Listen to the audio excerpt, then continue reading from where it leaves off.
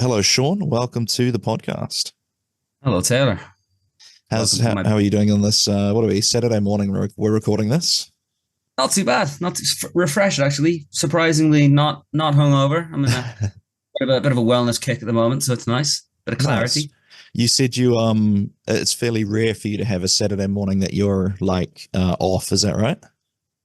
Yeah, I mean, never working, but usually just kind of mentally recovering from the night before. Yeah. I guess that leads quite nicely into what I wanted to talk to you about today. You recently, within sort of what the last 2 years, maybe even 1 year, like myself, took the plunge into sort of having a punt as a full-time entertainer. Is that right? Yeah, I think it would be about October, like October last, that I really kind of tried to put my balls into it. Yeah. Do you remember what your because I was sort of pushed before I could jump or jump before I was pushed because I had a an RSI injury that was making my day job very uncomfortable. What was your kind of the moment where you thought like, all right, I've just got to do this? Or was there even one? Um, a couple of things really. So prior to doing this, I was working as a joiner. Um, which was grand job, but it was very early mornings, and I'm very lazy. Um, I'm with you there. and it got to a stage where I was doing a lot of gigs, which is obviously more of like a weekend based thing. Um, so I ended up taking that job down to just 3 days a week. So then Monday, Tuesday, Wednesday. But then even after like a weekend of gigs, sometimes getting home at 3 a.m., then having on Monday morning to get up at 6 a.m. or, even earlier, which people who are listening who have real jobs will be laughing at how I'm complaining about that. But those people For are in me, bed at like 8 o'clock, so it's not. yeah, exactly. My parents always used to tease my brother and I for not. I've never been a morning person, Yeah. but then in the same respect, they're in bed at like 7, so it's kind of like that's when it Yeah. flips, and we're the ones that are alert, and they're all sleepy. Well, I have Um, that. It's like an avoidance thing they say where like if you have very little control over your life, your day-to-day life, that you try and stay up as late as you can so you at least have some semblance of control. yeah, no, Right. I, I'd stay up till like 1 a.m., which is not ideal when you got to get up at 6 a.m. It's mhm. 5 hours of sleep to do a full day of laboring, which is um does burn you out. Yeah, no, 100%. I think that I feel like I definitely that was the reason I was staying up is like because it's just quiet when everyone's asleep and you're Yeah. not sort of nobody really needs you for anything. You're sort of left to your own devices. So, Yeah, um, exactly. very interesting. Is that have you always been like that, or has it been a gradual shift to being more of a night person? I think always, yeah. When I was younger, like the greatest gift my parents could ever give me was a slightly later bedtime. What was your bedtime as a child? Whenever I fucking wanted. No, I don't know, like 10:30 or something like that. That That's felt like pretty about good. average. Yeah. But then when like you're watching a movie and you like look at the clock and it's like 10:35 and your parents haven't cottoned on yet. Treat them like a T-Rex. You just gotta stay still so they don't pick up your movement, and then you can stay until 11. That's that's quite funny. That is a very much universal experience. It's almost like free. It's like free time, isn't it? Exactly. It's the greatest gift. I remember fighting tooth and nail to because we did you ever used to watch Cartoon Network? I guess did you grow up in New Zealand? No, no, no. I grew up on the other side of the world, so Mm. So uh, we had it was on Cartoon Network. Yeah, yeah, because it was I think based on Australian times. New Zealand uh-huh. and Australia would go into daylight savings at different times of the year, so everything we wanted to watch was suddenly an hour later, and that used to Right. cause a lot of fights in my childhood because we'd want to stay up and watch the stuff that we wanted to watch. But our parents, I think they were going into it with a mindset of like, if we give them an inch, they'll take a mile, so they never budged on that. But yeah, Mine was yeah, wrestling. Wrestling was ah, mine. We I actually my treat as a kid was on a Friday night. My mom would go out with the girls, so it was just me and my dad. Um, and I used to watch WWF Raw. right.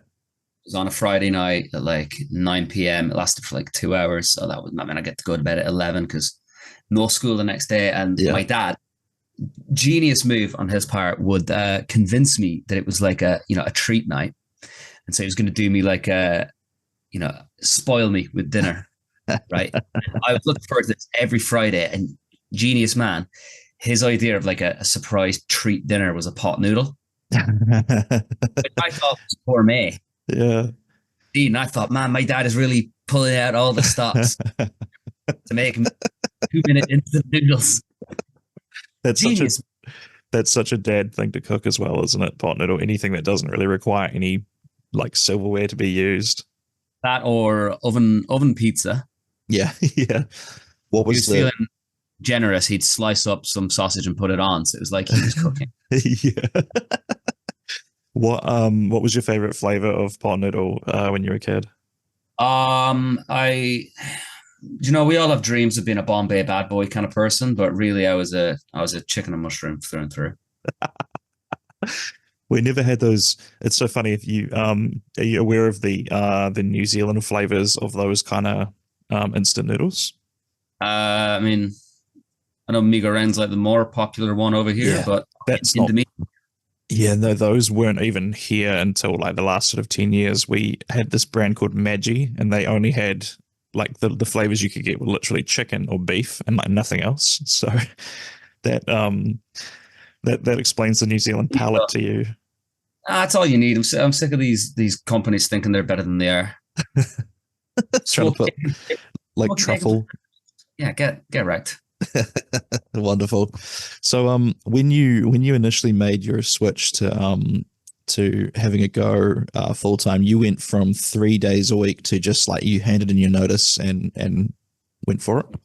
So yeah, what happened basically is because it was a tradie kind of job, we used to get basically all of December off. Yeah.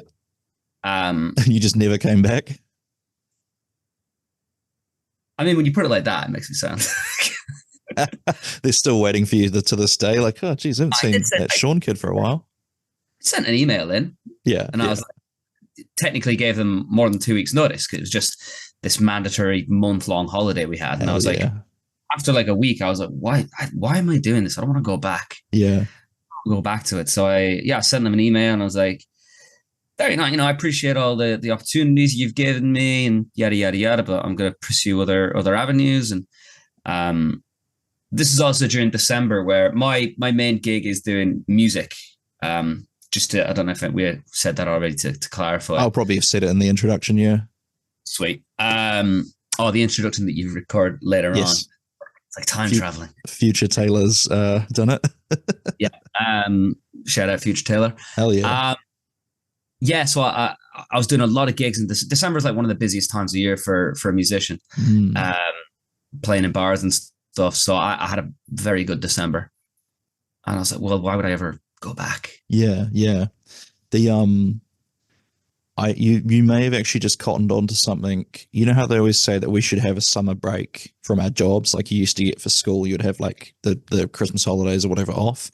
Yeah. I reckon if they did that, people would be like you and they would have a realization that they don't want to go back to their jobs. And so for the sake of keeping people, they can't let that happen because otherwise the workforce would just be like, yeah, like exactly what you had 2 weeks into the holiday going, oh, you know what? I'm actually not that into this.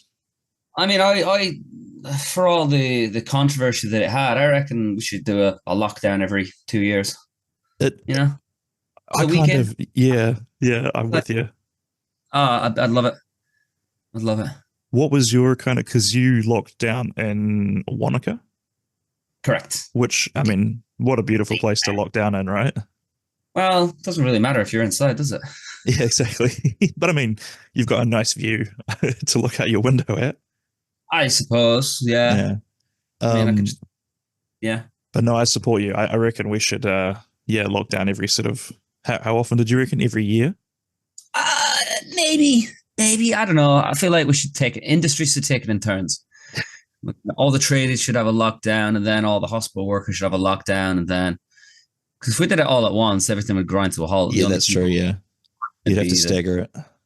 Poor fuckers in New World, which if you do it like the the NFL has like an off season. We could do that where we sort of stagger an off season for different industries, and yeah, hopefully it all keeps functioning. But you never know. Exactly.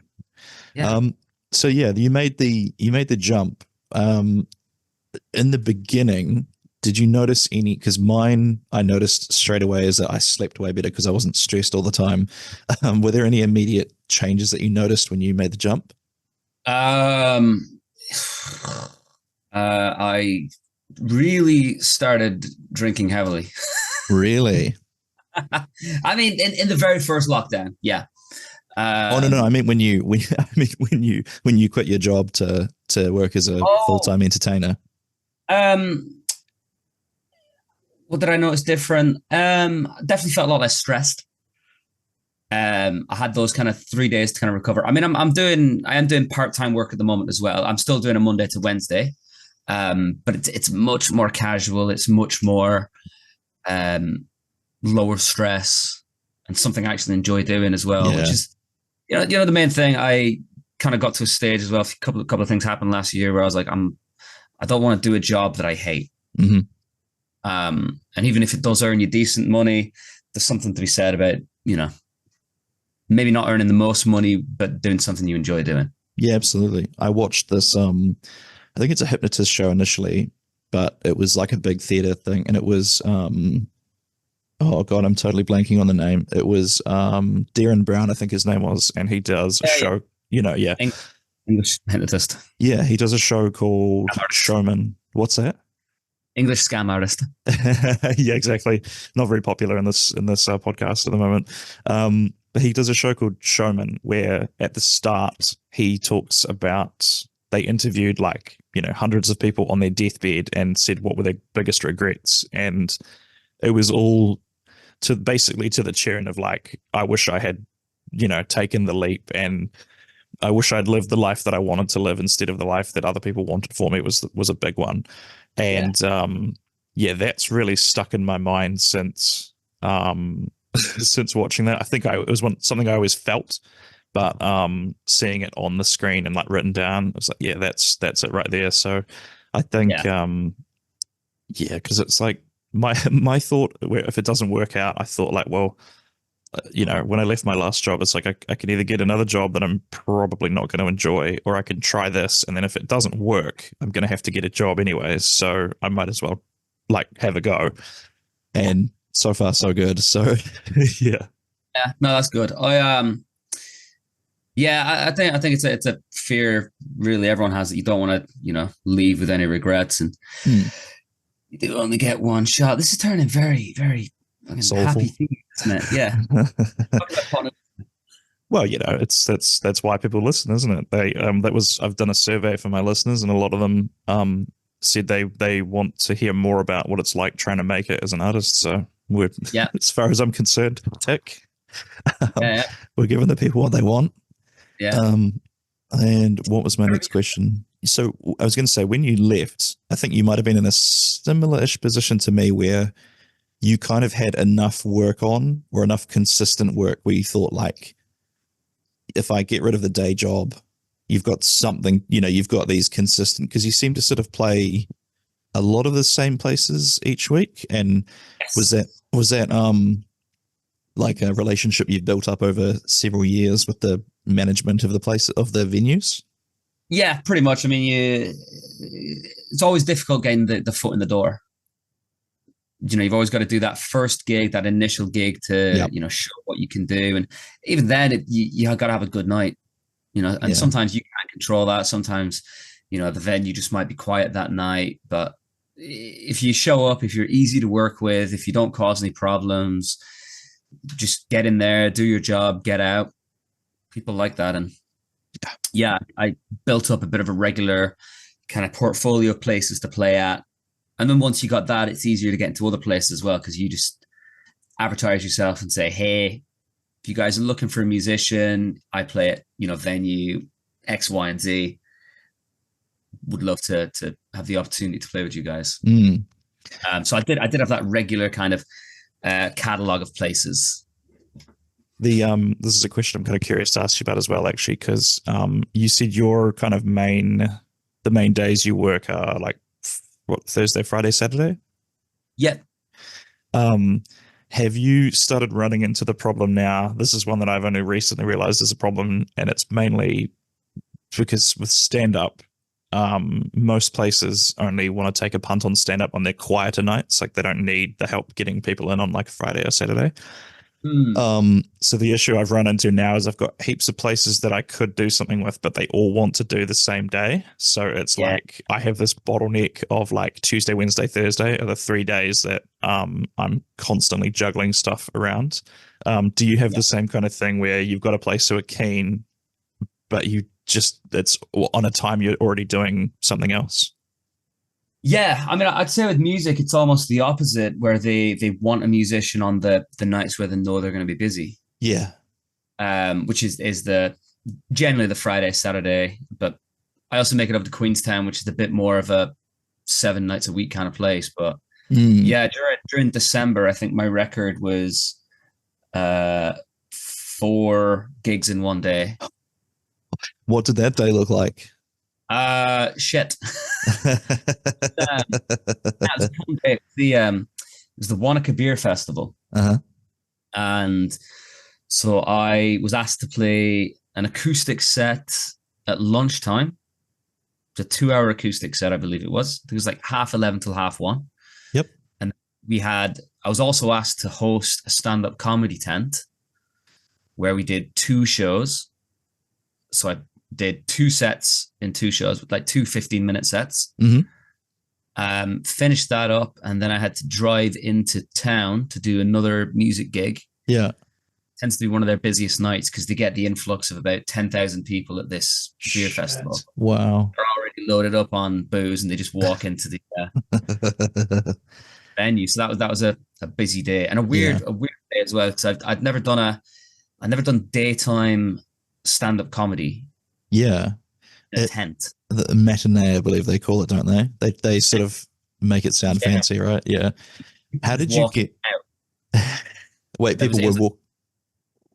Yeah, people could just walk in and out. So it wasn't like a ticket thing. So they could come in for. We had about 5 comedians on, and Christ, there's nothing more disheartening than you've done your set, and then people just leave. Yeah. As in, like, you finish up what you're doing, and then do they clap for you? Usually. Mm. Oh, then it's weird. I mean, they're there for a beer festival, right? So they're not there for an hour-long comedy show, which I can appreciate. Yeah, but at the same time, you still can't help but take it personally when you've done your set and then people just go, right, well, we're not going to stick around for the rest of the show. Yeah. We've got what we needed out of that little kind of. We had a couple of chuckles, and then that's something I've recently been coming to terms with more, is that like it's not about me. Exactly. Like when I'm a bit of a control freak, and so I get a bit stroppy when people aren't like, because I host a lot of quiz nights. That's you're probably familiar with that as a freelance entertainer. And I get stroppy when people aren't bringing the sheets up like promptly enough. Like we'll tell them, all right, so whatever, and then when I have to give the final call of like, hey, we're about to go through the answers, so if you haven't, and then you see people scrambling and running up, but then I always have to remind myself that like most people are not in it because they are like they want to like properly do the quiz night. They just, it's just something to do, and they're more interested in having a chat with their friends and having a drink and some dinner or whatever. So it's been a big thing for me to just like remind myself of that, take a breath, and just be like, it's okay. It doesn't affect me. Like, just let them enjoy their night.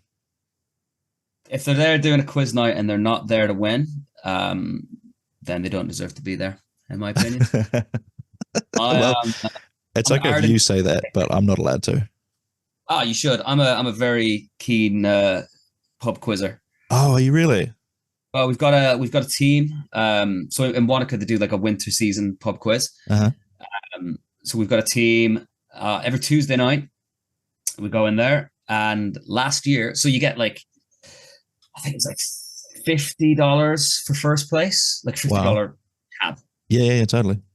$30 second place.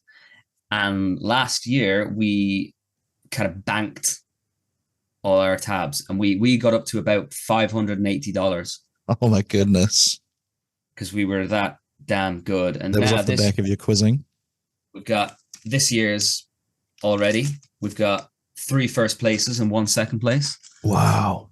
To the Yeah. audio only listeners, he just held up what looked like a bag of American money to me, but it was I mean, they're little vouchers.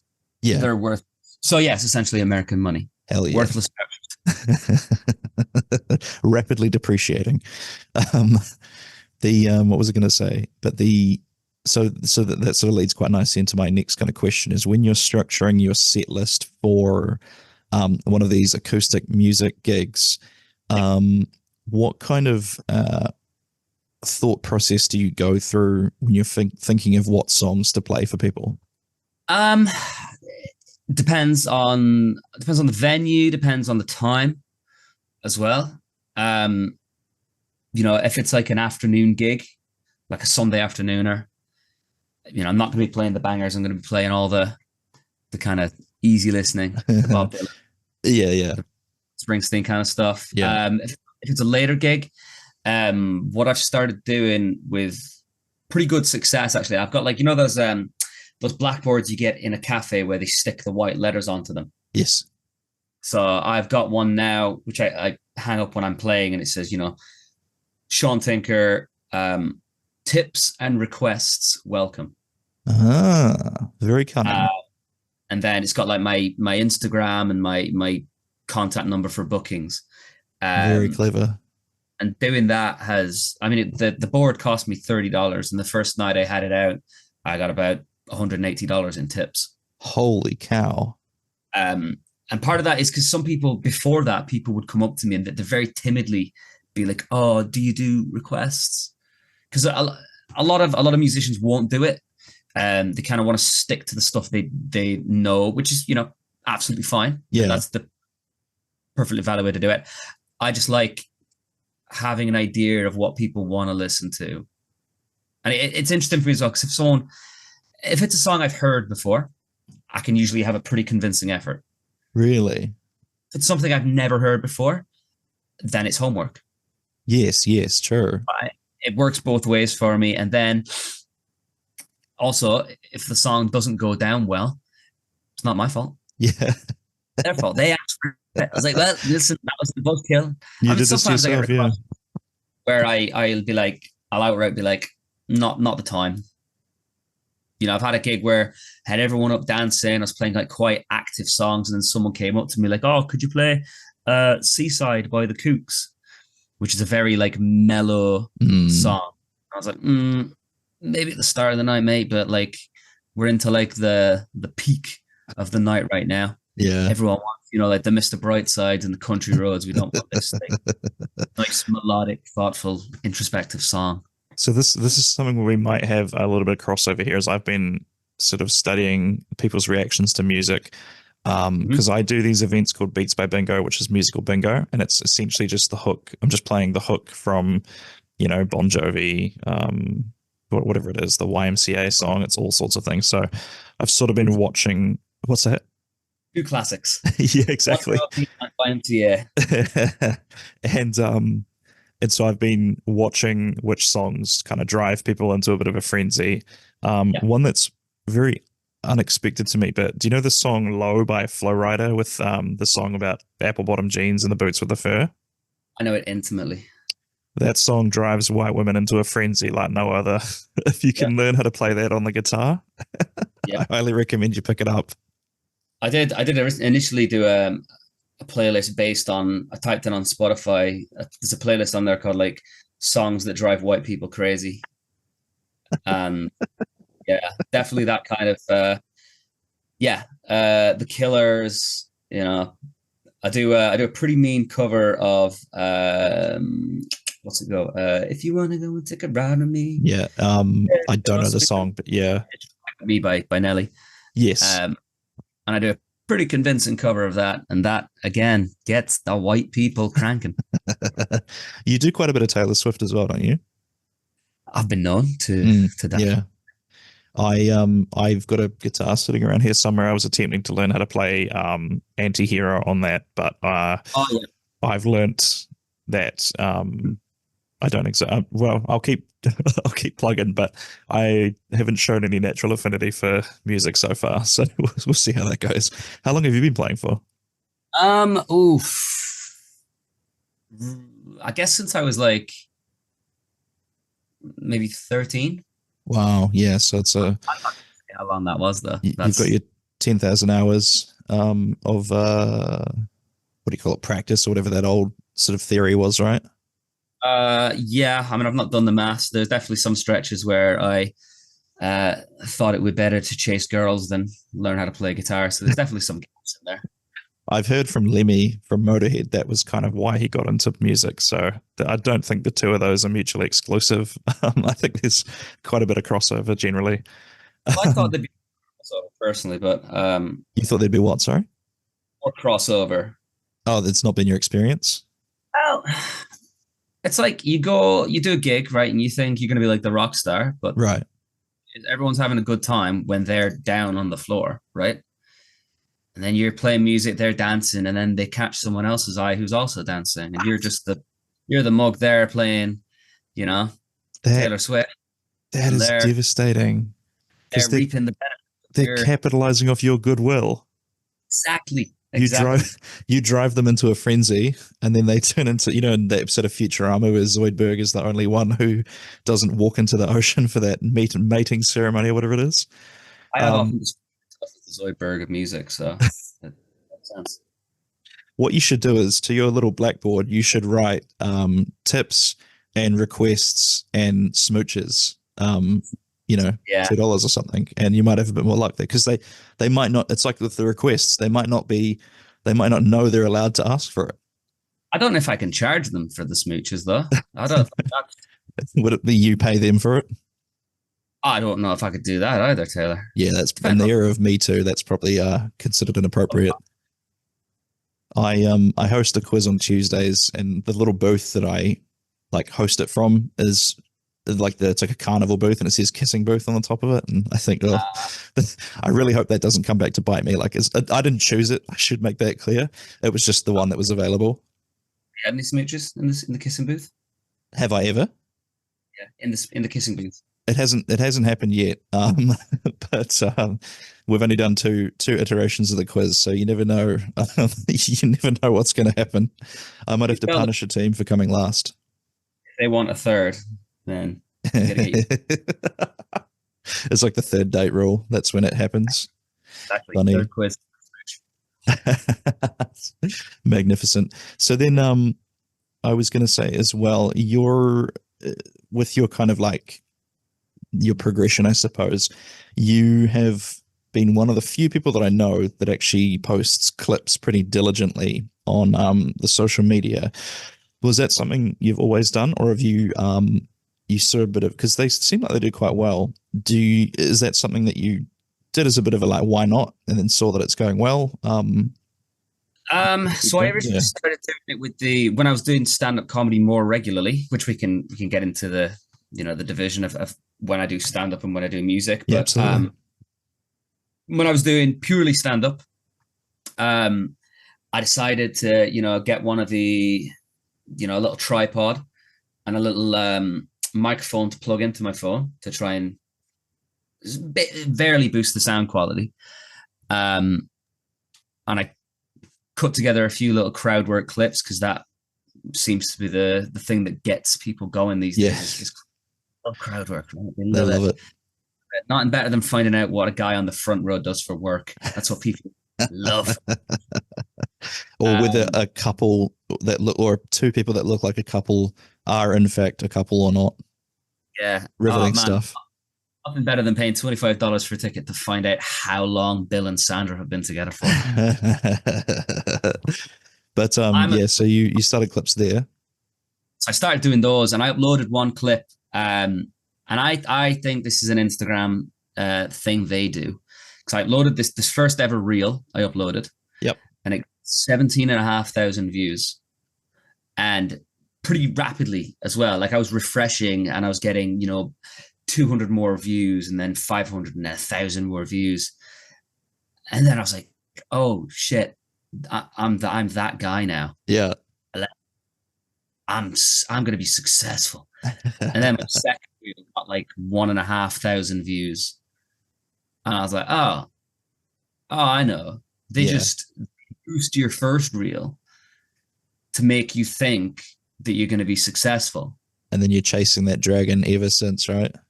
Chasing that dragon. And then I've uploaded more since then. And then I kind of made the switch to doing music reels. And my first one of those is like a couple of thousand, and then I got 7,000. Then kind of out of nowhere, I was uploading kind of viral songs. I was definitely, catering to kind of what's out there. Yeah. Putting my on them. And then I started getting into the 50, 60,000 views. Wow. Yeah, it was mad. And then it's weird as well, the way things get picked up. Like if you get like a business Instagram, you can like see where your followers are kind of from, right? And the breakdown of your followers. And I'm just looking at it now. 29.2% of my followers are from Brazil. Hell yeah. 15.4% are from Argentina. 5% are from Chile. So for some reason, I'm popping off in South America. Seán Tinker, big in Latin America. What it is, but I'm not complaining. So that's amazing. Spearhead things you kind of pick up, and I mean, not worth a dime in the US, but goddamn, Rio de Janeiro loves me. Yeah, when you do that Brazil tour, you're gonna crush it. Amen. So we got about 5 minutes left of this one. Let's chat about your stand up a little bit. Yeah, talk to us about the difference between music and stand up, and any thoughts you've got on that. From a performing aspect, I've kind of realized that doing music can go one of two ways. You can either be very much a background, you're a nice little addition to a bar, or you can be the forefront. You can be the thing that makes people dance and get up and clap and cheer. But you don't always get that. Sometimes you'll finish a song and there'll be dead silence. Yeah. But I don't know if that's just a kind of a New Zealand thing.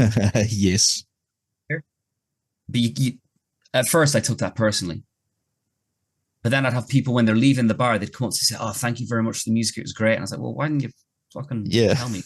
Give me some claps when I'm playing. Yeah. Yeah. You don't get that kind of instant gratification. But with stand-up, if you're doing it right, you do. You get that laugh.